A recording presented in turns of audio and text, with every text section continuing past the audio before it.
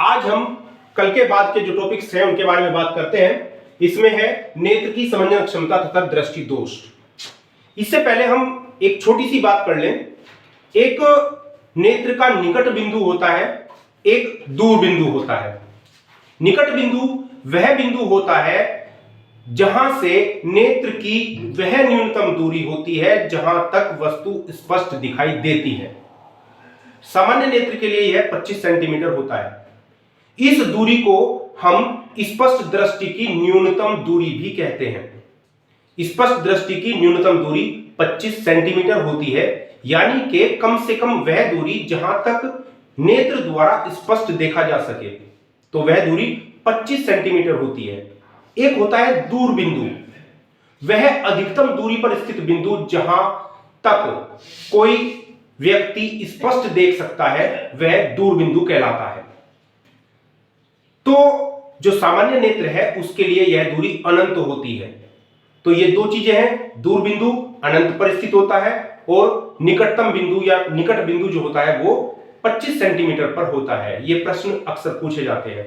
अब हम बात करते हैं नेत्र की समंजन क्षमता की। कल हमने बात की थी कि जब नेत्र द्वारा दूर की वस्तु देखी जाती है तो जो मानव नेत्र में स्थित लेंस होता है वो अपनी फोकस दूरी को अधिकतम कर लेता है, और जब हम निकट की वस्तु देखते हैं तो वो लेंस अपनी फोकस दूरी को घटाकर समायोजित कर लेता है।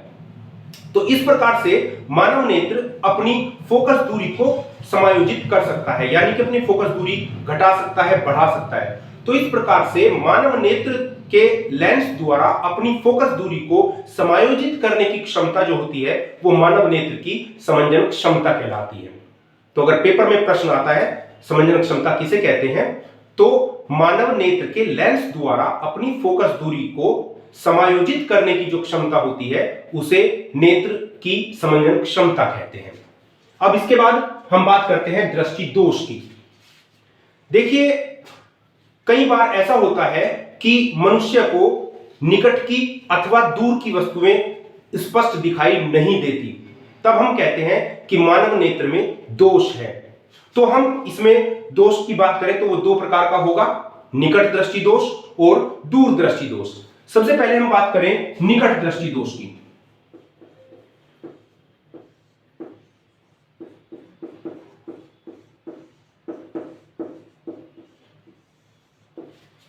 निकट दृष्टि दोष वैसे तो देखने से लगता है निकट दृष्टि दोष, यानी कि निकट की वस्तुओं को देखने में दोष, लेकिन यहां उल्टा होता है।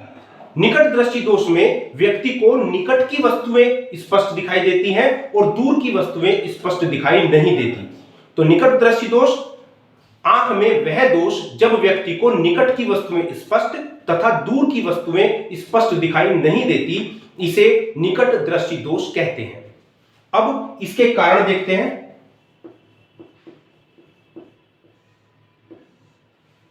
देखिए, सबसे पहले हम बात करते हैं कि व्यक्ति को दिखाई कैसे देता है, इसलिए इसके बारे में हमने कल बात करी थी।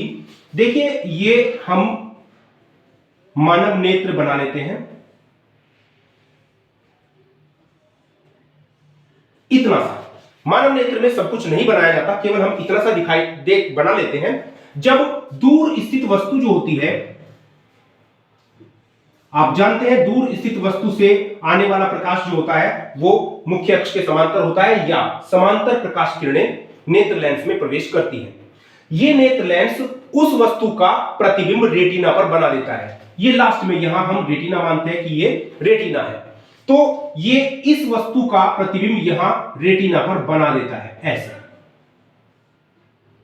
यानी कि ये प्रकाश किरणें रेटिना पर फोकस हो जाती हैं तो व्यक्ति को स्पष्ट दिखाई देने लगता है या स्पष्ट दिखाई देता है।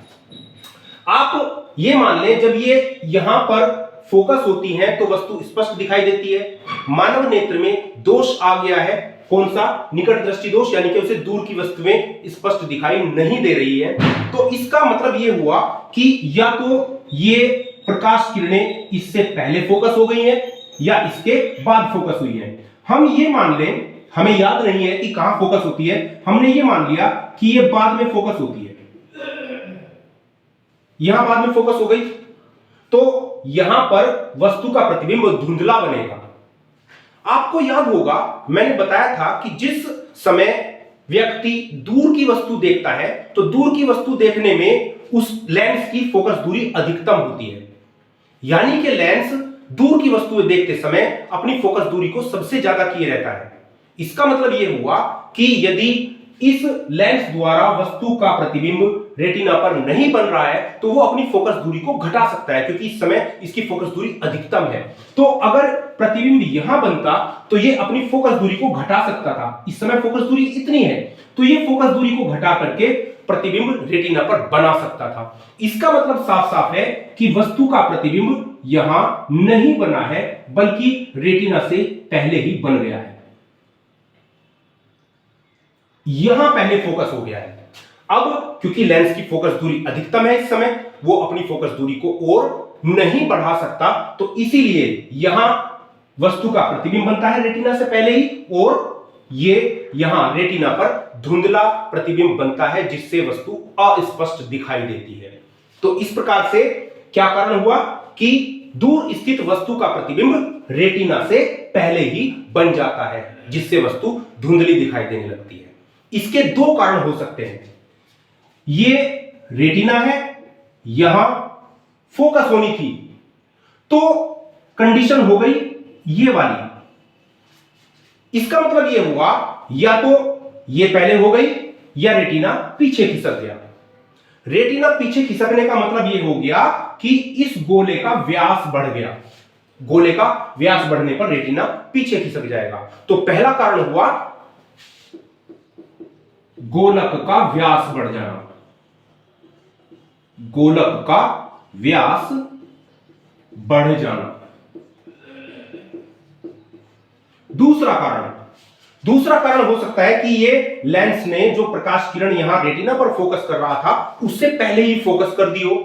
जब ये पहले फोकस करेगा यानी कि पहले फोकस दूरी इतनी थी, अब उसकी फोकस दूरी कम हो गई हो, तो दूसरा कारण हो सकता है नेत्र लेंस की फोकस दूरी घट जाना। तो दूसरा कारण नेत्र लेंस की फोकस दूरी घट जाना।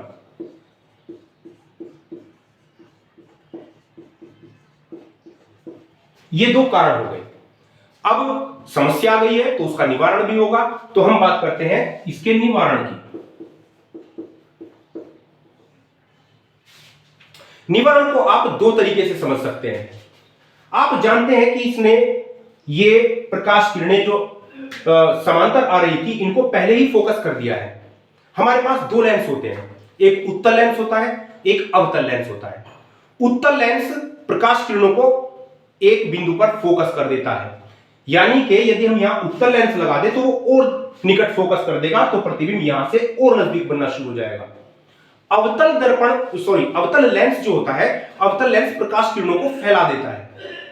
अवतल लेंस प्रकाश किरणों को फैला देता है, तो इसका मतलब यह हुआ यदि हम यहां एक उचित फोकस दूरी का अवतल लेंस लगा दें तो अवतल लेंस प्रकाश किरणों को फैला देता है। तो अगर हम उचित फोकस दूरी इसलिए कह रहे हैं कि ऐसा लेंस हम लगाएंगे ताकि वो प्रकाश किरणों को थोड़ी सी फैलाकर इसका प्रतिबिंब पुनः रेटिना पर बना दे।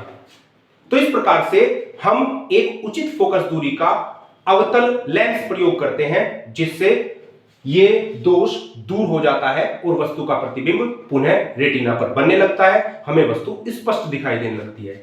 इसका चित्र आप बिल्कुल ऐसे ही बनाएंगे। नेत्र, यहां नेत्र लेंस, अनंत से आने वाली प्रकाश किरणें, इनके मार्ग में यहां चश्मे में लग गया एक अवतल लेंस। अवतल लेंस इस प्रकाश किरणों को पुनः फोकस करेगा रेटिना पर, जिससे वस्तु हमें स्पष्ट दिखाई देने लगेगी। दूसरा एक और भी रीजन इसमें बताते हैं, अगर इस तरीके से याद नहीं रहता। जो अवतल दर्पण है, अवतल लेंस जो है वो अनंत से आने वाली प्रकाश किरणों को अपने फोकस बिंदु पर फोकस करता है। यहां वो आने वाली प्रकाश किरणों को यहां फोकस कर देगा, और मनुष्य के नेत्र में दूरदृष्टि दोष नहीं है, निकट दृष्टि दोष है। तो दूरदृष्टि दोष का मतलब यह है कि उसको निकट की वस्तुएं स्पष्ट दिखाई न दे, वो दूरदृष्टि दोष होता है। तो व्यक्ति की आंख में चूंकि निकट दृष्टि दोष है, पास की वस्तुएं उसे स्पष्ट दिखाई देती हैं, तो इसीलिए जब अनंत पर स्थित वस्तु का प्रतिबिंब इस लेंस द्वारा निकट बना दिया जाएगा, तो निकट वस्तु को वो जो नेत्र है वो स्पष्ट देख लेगा। दूसरा, आप इस प्रकार से भी इसका निवारण दे सकते हैं। तो ये चीज आपको समझ में आई होगी। कल की वीडियो जरूर देखें, क्योंकि हम कल इसको प्रैक्टिकली देखेंगे। तो चैनल को लगातार सब्सक्राइब करते रहें, नीचे सब्सक्राइब का बटन दबाते रहें, ताकि वीडियो ये डायरेक्ट आपके पास पहुंचती रहे। धन्यवाद।